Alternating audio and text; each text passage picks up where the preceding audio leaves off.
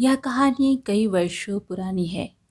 दौलतपुर नाम के राज्य में गिरधारी लाल नाम के एक ब्राह्मण रहते थे। गिरधारी लाल वैसे तो ब्राह्मण थे, परंतु वे खेती किसानी करके अपना जीवन यापन करते थे। उनका जीवन एक साधारण किसान की तरह था, लेकिन लोग उन्हें पंडित जी कहकर बुलाया करते। गिरधारी लाल का पूरा गांव बहुत ही सम्मान करता था, क्योंकि वह एक बहुत ही समझदार और बुद्धिमान व्यक्ति थे। गांव के लोग अक्सर अपनी अपनी समस्याओं को सुलझाने के लिए गिरधारी लाल से सलाह लेने के लिए आया करते थे, और गिरधारी लाल भी हर किसी की सहायता के लिए हमेशा आगे रहते थे। गिरधारी लाल के पड़ोस में एक दूसरा किसान रहता था, जिसका नाम था हरिदास। हरिदास भी खेतीबाड़ी करके अपना जीवन चला रहा था, लेकिन वह अक्सर परेशान ही रहता था, जिसका कारण यह था कि उसकी खेती से होने वाली कमाई बहुत ही कम थी। एक दिन की बात है, जब हरिदास का चचेरा भाई सोहन उसके घर पर आया, तो हरिदास ने उसे अपनी समस्या के बारे में बताया। तो सोहन ने कहा, अरे भाई, तुम्हारे पास तो इतनी सारी जमीन है, फिर भी तुम किस बात की चिंता करते हो?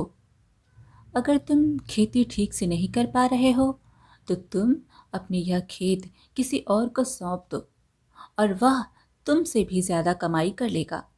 किंतु पता नहीं कि तुम इस खेत से कुछ कमाई क्यों नहीं कर पा रहे हो। हरिदास ने कहा, अरे भाई, दूर से देखने पर ऐसा ही लगता है कि जैसे सारी मेरी ही गलती है, लेकिन ऐसा नहीं है। मैं इस जमीन पर खूब मेहनत करता हूँ, परंतु क्या करूँ, यह मेरी जमीन ऐसी ही है, इसमें तो कोई दम ही नहीं है। फिर सोहन ने कहा, अगर यह बात है तो तुम इस जमीन को बेच दो। हरिदास बोला, नहीं भाई, मैं यह जमीन बेचना नहीं चाहता। यह तो मेरे पुरखों की दी हुई जमीन है। अगर मैंने इसे बेच दिया तो मेरे पुरखों की निशानी चली जाएगी। फिर सोहन ने सलाह दी, तो तुम एक काम करो, तुम इस जमीन पर खेती के अलावा कोई दूसरा काम कर लो, जैसे गाय भैंसों का तबेला खोल दो। हरिदास ने कहा, तुम्हारी सलाह तो अच्छी है, लेकिन गाय और भैंस खरीदने के लिए मेरे पास धन नहीं है। इस तरह से उस जमीन का उपजाऊ ना होना हरिदास के लिए एक बहुत ही बड़ी समस्या थी, जिसकी वजह से वह अक्सर परेशान ही रहता था। उसको इस तरह से परेशान देखकर उसकी पत्नी लीलावती एक दिन उससे कहने लगी, आप हमेशा कुछ ना कुछ सोचते रहते हैं, कभी जमीन को लेकर तो कभी अपने परिवार को लेकर, लेकिन आप करते कुछ नहीं। सिर्फ सोचने से काम नहीं बनता, कुछ तो आपको करना ही पड़ेगा। हरिदास बोला, भाग्यवान तुम ही बताओ कि मैं क्या कर सकता हूँ। यह मेरे पुरखों की जमीन है, इसलिए इसे बेचने का मेरा दिल नहीं करता, और कोई दूसरा काम मैं इस जमीन पर कर नहीं सकता, क्योंकि मेरे पास इतना धन नहीं है। लीलावती ने कहा, इस तरह से सोचेंगे तो आपको कोई दूसरा रास्ता दिखाई नहीं देगा। हरिदास बोला, तो और मैं कर भी क्या सकता हूँ? सिवाय इस खेत के मेरे पास कोई दूसरा चारा भी नहीं है। लीलावती बोली, जो भी हो, आपको इस समस्या का कोई ना कोई हल तो निकालना ही होगा, क्योंकि हमारा बेटा भी अब बड़ा हो रहा है। आखिर हमें उसके भविष्य के बारे में भी सोचना चाहिए। हरिदास ने कहा, ठीक है भाग्यवान, मैं जरूर कोई ना कोई रास्ता निकालता हूँ। फिर अगले दिन हरिदास अपने खेत में निराश बैठा हुआ था। उसे कोई रास्ता नजर नहीं आ रहा था। वह अपने आप से कहने लगा, अब इस खेत में कुछ नहीं रखा। अगर मैं अपनी जिद पर अड़ा रहा तो मेरा सारा परिवार भूखा रह जाएगा। लीलावती की बात बिल्कुल सही है, और अब मेरा बेटा भी बड़ा हो रहा है, तो मुझे उसके भविष्य के बारे में सोचना चाहिए। क्यों ना मैं इस खेत को बेच दूं। मैं जितनी देर करूंगा, इस खेत का दाम उतना ही कम हो जाएगा। वैसे भी क्या पता, इस खेत का अभी कुछ सही दाम मिल जाए। इतना सोच विचार कर हरिदास लीलावती और अपने बेटे कृष्णा को बताता है कि मैं यह खेत बेचने वाला हूँ। लीलावती कहने लगी, आप एक बार अच्छे से सोच लीजिए। माना कि हमारे हालात अभी अच्छे नहीं हैं और मैं यह भी चाहती हूँ कि आप कुछ अच्छा काम करें, लेकिन मैं यह नहीं चाहती कि आप इस खेत को बेच दें। उसका बेटा कृष्णा भी झट से बोला, पिताजी, मैं भी यही चाहता हूँ कि आप यह खेत ना बेचें। इस खेत से हमारी बहुत सी यादें जुड़ी हुई हैं। आज तक इसी खेत ने हमें बचाए रखा है। आप इस खेत को मत बेचिए। हरिदास ने कहा, बेटा, मैं तुम्हारी भावनाओं को समझता हूँ, लेकिन फिर भी यह खेत बेचना बहुत ज़रूरी है। अभी अगर हमने इस खेत को बेचने में देर कर दी तो क्या पता कल को कोई इस खेत को लेने को तैयार होगा भी या नहीं। इसलिए मैं कल ही यह खेत बेचने के लिए कुछ बड़े सेठों से मिलने के लिए जाऊंगा। जो इस खेत का मुझे अच्छा दाम देगा, मैं यह खेत उसी को बेच दूंगा। फिर अगले दिन हरिदास खेत बेचने के लिए गांव के जमींदार के पास गया। वो जमींदार एक बहुत ही मक्कार बेईमान आदमी था। वह तो पहले ही किसानों का खून चूसने के लिए तैयार रहता था। जमींदार ने जब हरिदास की सारी बात सुनी, फिर कहा, खेत बेचने की कोई तो वजह होगी हरिदास। हरिदास ने जवाब दिया, बस यही कि मेरा खेत कुछ खास उपजाऊ नहीं है और उसकी वजह से मुझे यह खेत बेचना पड़ रहा है। जमींदार बोला, जब तुम्हारा खेत उपजाऊ ही नहीं है तो मैं उसे लेकर क्या करूँगा। हरिदास बोला, अरे जमींदार जी, आपके पास तो बहुत पैसा है, आप मेरे खेत में कोई दूसरा काम भी शुरू कर सकते हैं। जमींदार बोला, अरे, मेरे पास चाहे जितना भी धन हो, वह सब मैंने अपनी मेहनत से कमाया है और मैं उस धन को किसी बेकार खेत को खरीदने में नहीं लगा सकता। हरिदास बोला, जमींदार जी, आप जितनी कीमत चाहे मैं उतने में यह खेत आपको बेच दूंगा। जमींदार तो बहुत ही चालाक था। वह तो यही चाहता था कि किसी भी तरह से कम रकम देकर वह इस खेत को खरीद ले। जमींदार बोला, देखो हरिदास, तुम्हारी हालत देखते हुए मुझे तुम पर दया आ गई है। मैं यह खेत तुमसे खरीद तो लूंगा, लेकिन मैं तुम्हें इसका ज्यादा दाम नहीं दे पाऊंगा। हरिदास बोला, फिर भी जमींदार जी, आप मुझे इस खेत के कितने पैसे देंगे। जमींदार ने कहा, मैं तुम्हें इसके ज्यादा से ज्यादा 1,000 सिक्के ही दे सकता हूँ। हरिदास ने कुछ देर सोचा, फिर बोला, लेकिन जमींदार जी, यह तो बहुत ही कम कीमत है। मेरा खेत ज्यादा नहीं तो कम से कम 5,000 सिक्कों का है। आप मुझे कुछ कम दे दीजिएगा, ज्यादा नहीं तो 3,000 सिक्के तो मुझे दे ही दीजिए। जमींदार अकड़ते हुए बोला, अरे, जब खेत से कुछ पैदा ही नहीं होना तो यह खेत मेरे किस काम का। यह खेत तो बंजर है, तो उसके 1,000 सिक्के भी कोई क्यों देगा।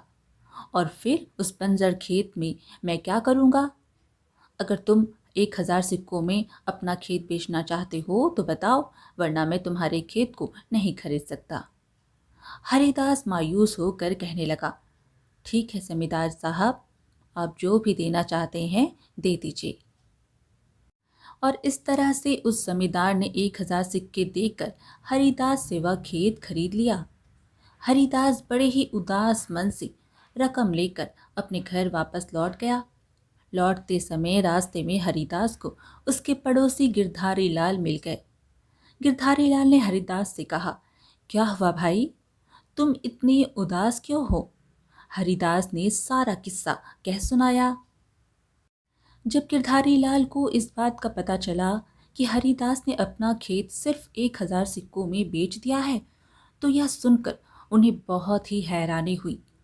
वह कहने लगे, अरे हरिदास, तुम्हारा खेत तो बहुत ही बड़ा है और उस खेत के कम से कम नहीं तो 5,000 सिक्के तो कीमत बनती ही है। तुम क्या पागल हो गए हो जो 1,000 सिक्कों में अपना खेत बेच आए हो। हरिदास उदास मन से बोला, अब मैं क्या करूं पंडित जी, वह खेत बिल्कुल भी उपजाऊ नहीं है, उसमें कुछ भी पैदा नहीं होता, किसी भी तरह का अनाज उसमें नहीं उगता।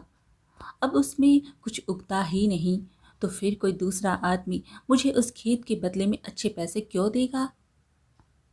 गिरधारी लाल ने कहा, अरे क्यों नहीं देगा, भले ही वह खेत उपजाऊ ना हो, लेकिन वह ज़मीन तो है और ज़मीन की भी एक अपनी कीमत होती है। हरिदास ने कहा, लेकिन पंडित जी, अब मैं क्या करूं? मैंने तो जमींदार से 1,000 सिक्के भी ले लिए हैं और वह ज़मीन उसकी हो गई। अगर आप मुझे थोड़ी देर पहले मिले होते तो शायद आप मेरी कुछ सहायता कर पाते। और वैसे भी वह जमींदार बहुत ही चालाक है। गिरधारी लाल ने उसे दिलासा देते हुए कहा, तुम परेशान ना हो हरिदास, तुम अपने घर जाओ, मैं कुछ सोचता हूँ और फिर तुमसे मिलने के लिए आता हूँ। उसके बाद हरिदास अपने घर चला गया। उसने लीलावती को सारी बात बताई। यह सुनकर लीलावती बहुत ही दुखी हुई और कहने लगी, वह जमींदार तो बहुत ही चालाक निकला। हमारी जमीन उपजाऊ नहीं थी, लेकिन फिर भी उसकी कीमत इतनी कम नहीं थी। हरिदास ने कहा, हाँ, पंडित जी भी यही कह रहे थे और उन्होंने मुझे विश्वास दिलाया है कि वह देखेंगे कि क्या हो सकता है। अगली सुबह हरिदास गिरधारी लाल के घर आया। गिरधारी लाल बोले, हरिदास, तुम चिंता मत करो, तुम्हारी जमीन तुम्हें वापस मिल जाएगी। देख लेना, मैं कुछ ऐसा करूंगा कि वह जमींदार उस जमीन को तुम्हें ही वापस बेचने के लिए बुलाएगा। हरिदास बोला, लेकिन वह जमीन वापस मुझे क्यों बेचेगा? और वैसे भी मेरे पास अब रुपए नहीं है। गिरधारी लाल ने कहा, हरिदास, वह जमींदार तुम्हें जरूर बुलाएगा और जब वह तुम्हें बुलाकर जमीन खरीदने की बात करे तो तुम उसे 200 सिक्कों से ज्यादा कीमत मत देना। बाकी सब मैं देख लूंगा।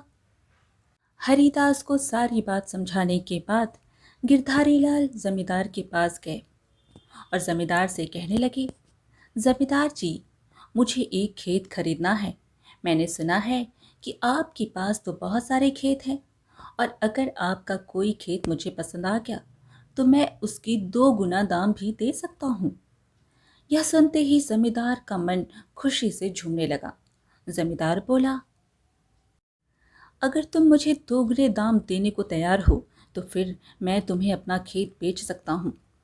गिरधारी लाल ने कहा, देखिए जमींदार जी, मैं आपसे खेत तभी लूँगा जब मुझे वह खेत पसंद आ जाएगा। जमींदार ने कहा, हाँ हाँ, यह बात तो ठीक है, तो चलिए मैं आपको अपने खेत दिखाता हूँ। हाँ हाँ, चलिए। और फिर जमींदार गिरधारी लाल को अपने खेत दिखाने के लिए ले गया। जमींदार गिरधारी लाल को सबसे पहले अपने सबसे बढ़िया वाले खेत दिखाने लगा और कहने लगा, यह खेत मेरे दादा परदादा मेरे लिए छोड़ गए थे और अब यह खेत मैं आपको 2 गुने से कम दाम में नहीं दे सकता। इस खेत की कीमत कम से कम 5,000 सिक्के हैं। गिरधारी लाल बड़ी चालाकी से अपनी पंडिताई दिखाते हुए कहने लगे, अरे, आपका यह खेत तो वास्तुशास्त्र के हिसाब से बहुत ही अच्छी दिशा में है और इस खेत की वजह से ही आप माला माल बने हुए हैं। लेकिन अब मुझे भी माला माल बनना है। ठीक है, यह खेत मैं आपसे ले लूँगा। इतना सुनते ही जमींदार एक पल के लिए सोच में पड़ गया और सोचने लगा, जब से यह खेत मुझे मिला है सचमुच मेरी बहुत ही तरक्की हुई है।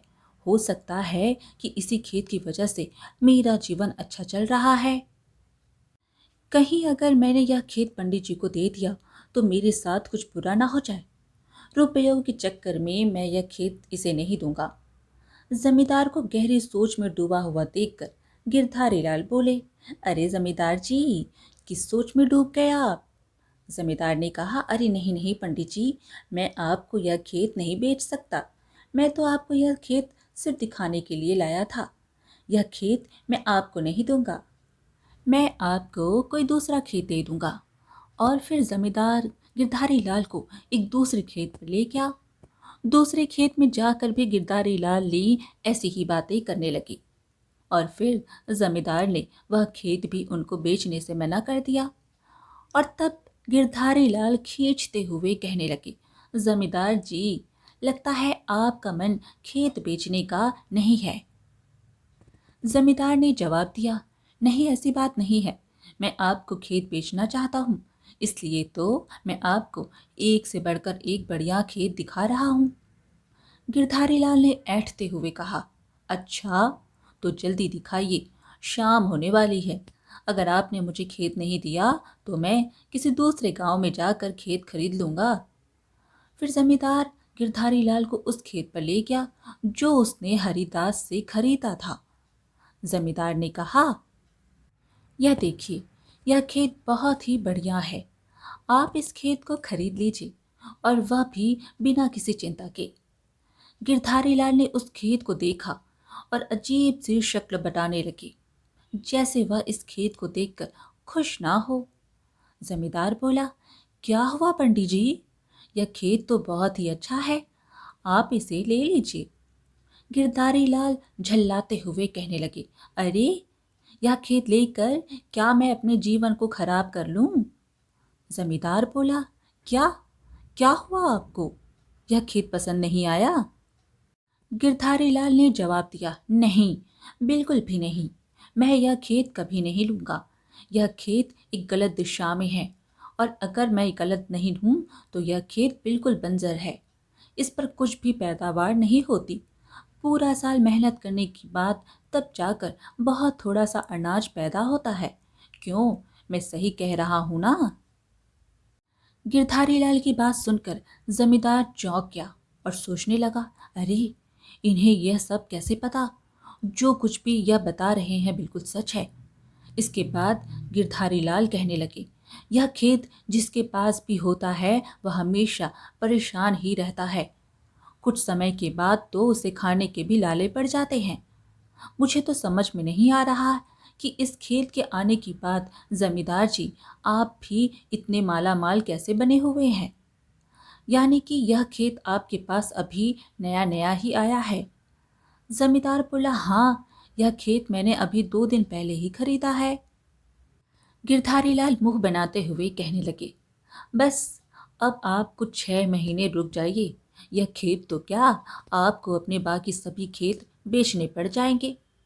जमींदार बोला, ऐसा मत कहिए पंडित जी, बल्कि मैं तो कहता हूँ कि आप मुझे कोई इसका उपाय बताइए कि मुझे क्या करना चाहिए। गिरधारी लाल ने कहा, आपने यह खेत बहुत ही कम दामों पर खरीदा होगा। मतलब कि इस खेत की कीमत अगर 5,000 सिक्के होंगी तो आपने शायद 1,000 सिक्कों में यह खेत लिया होगा। अब तो जमींदार की हैरानी की कोई सीमा ना रही। वो सोचने लगा, इन्हें यह सब कुछ कैसे पता चल गया? फिर जमींदार बोला, हाँ हाँ, आपने बिल्कुल सही कहा। गिरधारी लाल बोले, बस, आपकी जिंदगी अब खराब हो गई समझो। खैर, अब मैं खुद को ही बचा लूं, वही काफी है। इसलिए मैं चलता हूं, मैं किसी और से खेत खरीद लूंगा। जमींदार बोला, यह सब तो ठीक है पंडित जी, लेकिन आप मुझे यह तो बताइए कि क्या आपके पास इसका कोई उपाय है? गिरधारी लाल ने कहा, वैसे तो इसका कोई खास उपाय नहीं है, लेकिन फिर भी तुम कम से कम एक काम तो कर ही सकते हो। इस खेत को अभी के अभी बेच दो। तुम्हें इस खेत के कोई ज्यादा से ज्यादा 200 सिक्के दे देगा, और इससे ज्यादा अगर तुमने मांग लिए तो भी तुम्हारा काम बिगड़ जाएगा।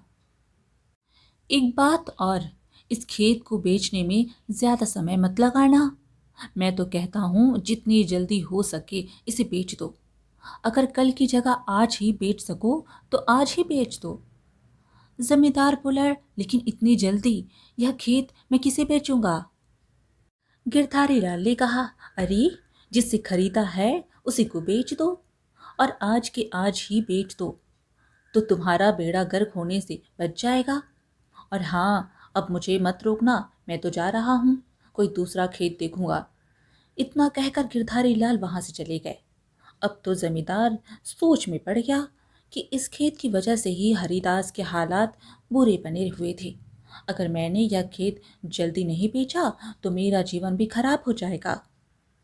इससे बढ़िया तो यह है कि मैं जल्दी से जल्दी हरिदास को बुलाकर यह खेत उसी को बेच देता हूँ। इसके जो भी दाम मिल जाएंगे वह अच्छा है। जमींदार ने उसी समय हरिदास को बुलाया और उसे खेत बेचने की बात कही। जमींदार कहने लगा, देखो हरिदास, यह खेत तुम्हारे पुरखों की निशानी है, और मैं चाहता हूं कि यह खेत तुम ही मुझसे ले लो। हरिदास ने कहा, लेकिन जमींदार जी, अब तो मेरे पास ज्यादा पैसे नहीं हैं। इस समय तो मैं इस खेत के सिर्फ 200 सिक्के ही दे सकता हूँ। जमींदार ने कहा, हाँ, कोई बात नहीं, तुम 200 सिक्के ही दे दो, लेकिन यह खेत मुझसे ले लो। और फिर वह खेत हरिदास का हो गया। अब हरिदास बहुत ही खुश था। उसने पैसे दिए और अपना खेत ले लिया। इसके बाद वह सीधा गिरधारी लाल के पास गया और उन्हें धन्यवाद देते हुए कहा, पंडित जी, आपकी वजह से ही मेरा खेत मुझे मिल गया और अब मेरे पास 800 सिक्के भी हैं। गिरधारी लाल ने कहा, इसमें धन्यवाद कैसा हरिदास? पड़ोसी होने के नाते मैंने तुम्हारी सहायता की। अब तुम एक बात याद रखना कि हालात से घबरा कर इस तरह से फैसले नहीं लेते। अगर तुम खुद अपने फायदे नुकसान को नहीं समझोगी तो कोई दूसरा भी तुम्हारे फायदे नुकसान की परवाह नहीं करेगा, बल्कि दूसरा तो तुम्हारा फायदा ही उठाएगा। हरिदास ने कहा, अब मैं समझ गया हूँ पंडित जी कि हालात जैसे भी हो, हमें अच्छी तरह से सोच समझ कर ही कोई भी निर्णय लेना चाहिए। आज की कहानी यहीं पर समाप्त हुई। फिर मिलेंगे एक और कहानी के साथ। कहानी पसंद आए तो लाइक शेयर ज़रूर करें और चैनल को सब्सक्राइब करना बिल्कुल ना भूलें। धन्यवाद।